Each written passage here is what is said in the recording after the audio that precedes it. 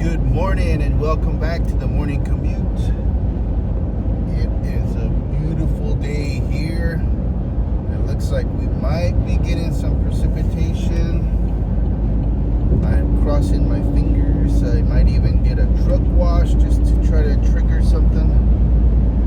But it's beautiful. The clouds are nice. The temperature on my dash says it's 90 degrees. But I hope everyone's doing well. I was looking for a little memory card that's used on the rear dash cam, but I could not find it, and that's why I'm a little bit behind schedule. But other than that, I took some time and cut some strawberries for breakfast, and I didn't have any of that probiotic yogurt, so I'm just gonna have some coffee and strawberries. What's on your breakfast menu today, folks? Yeah, look at all them clouds. It looks so cool. Oh man, and the sunset right now would be a night, or the sunrise, sorry about that. Right now would be a good time to be up in the air watching these clouds and the sun coming up. We'll see it when we're going over the bridge here. Wow, that is beautiful.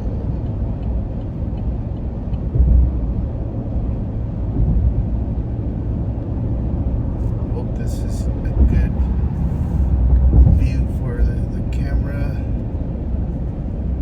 You can see it over here on the far left. Wow.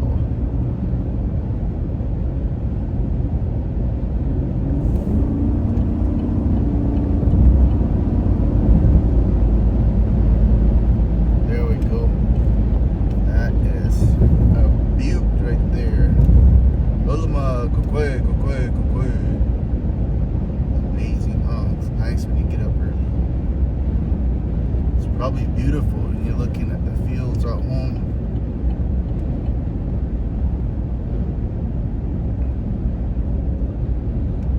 I thought we would have like a really nice view from this curve up here, but we'll see. It may not happen, but I'm glad I got a few shots there.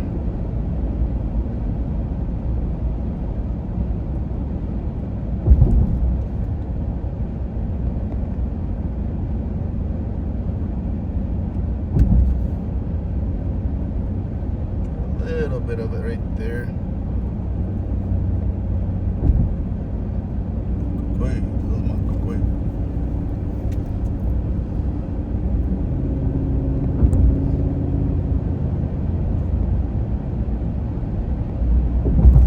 Alright, so now let's see what's on the news today. To mentor kids in personal finance, setting them up for future responsibilities. These kids, while they're young now, when they grow up, these will be our business owners. These will be future TSMC employees. These will be like our future engineers and doctors. So by giving them these skills now, we make it a lot easier for them when they get older. Shira Tanzer, KTAR News.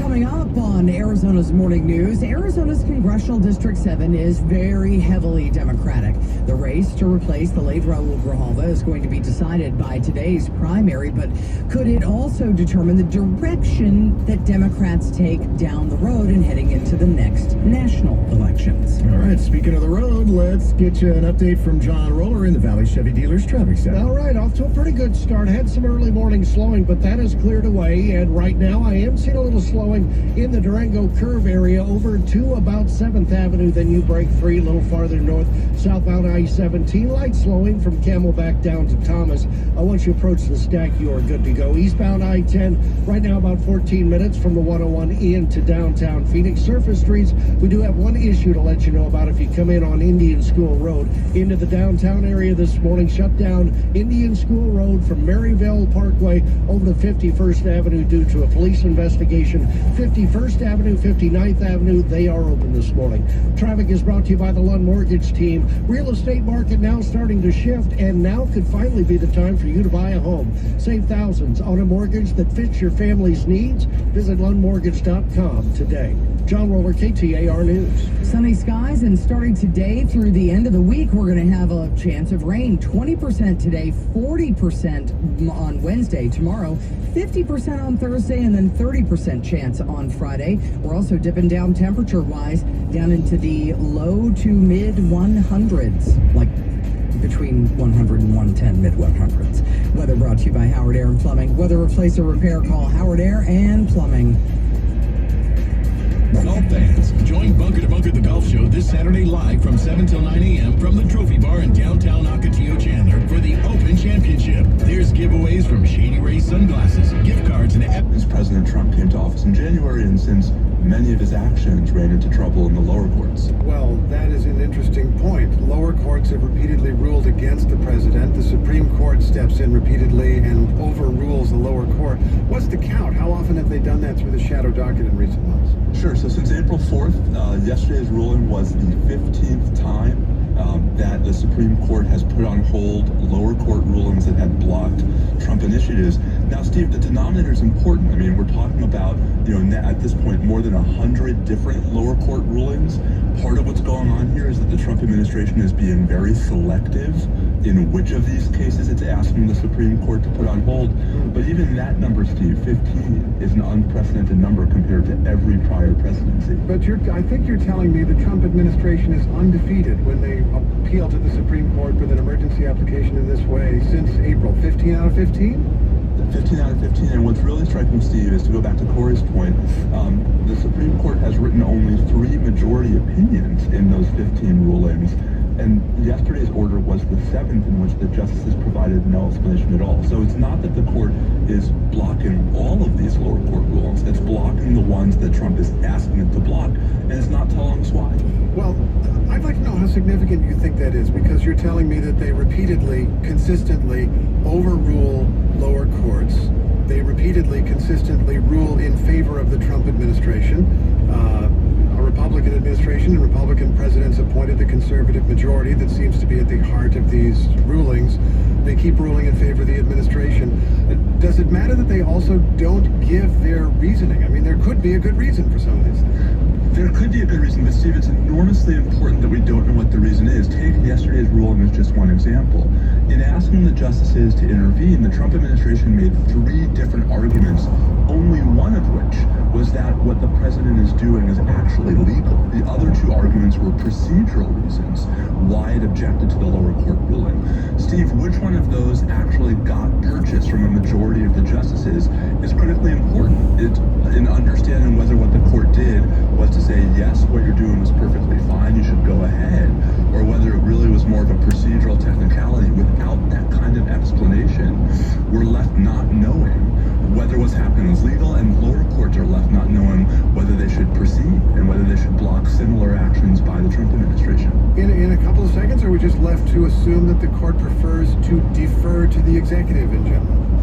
I think that's part of it, Steve. I think also the court may be thinking that by letting these actions go forward now without endorsing them, it's pushing confrontations with the administration down the road.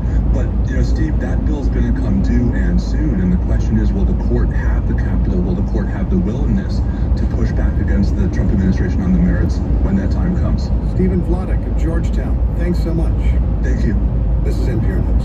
And this is Morning Edition here on KJZZ. As we start off on this Tuesday, a lot going on. We'll have the Marketplace Morning Report for you in about 10 minutes. We talk about the trade in Texas. There's a big focus on Mexico, but in this latest round of tariff announcements in the White House, there's another key export relationship under threat, Texas and the European Union. We'll hear about that connection and all the day's business news coming up in Marketplace in 10 minutes at 5:52 here on 91.5. KJZZ is supported by Frank Lloyd Wright's Taliesin West. Step into Wright's former home and freshly reimagined studio. Learned today that consumer prices went up in June. Tariffs starting to kind of work their way into the economy. For more money news, visit the Business Center at KTAR.com. KTAR News Flash. this is what you need to know right now. If you live in the 7th Congressional District, today is the day to nominate the candidates to replace the late Raul Grijalva in Congress. It is a special primary election today. CD7 covers most of the border and includes parts of 6 counties. 2 fires started by lightning continue to rage at and near the Grand Canyon's north rim. The White Sage Fire is up to 52,000 acres just south of the Arizona-Utah border. Dragon Bravo Fire further to the south at the north rim has burned around 8,600 acres. Trial for the accused killers of Preston Lord has been delayed until next year. The case has been moved to January 12th. Several of the defendants are accused of attacking and killing Lord outside of a Halloween party in Queen Creek nearly 2 years ago. All of our top stories are 15 minutes away. For more news, visit KTAR.com or go to the KTAR News app.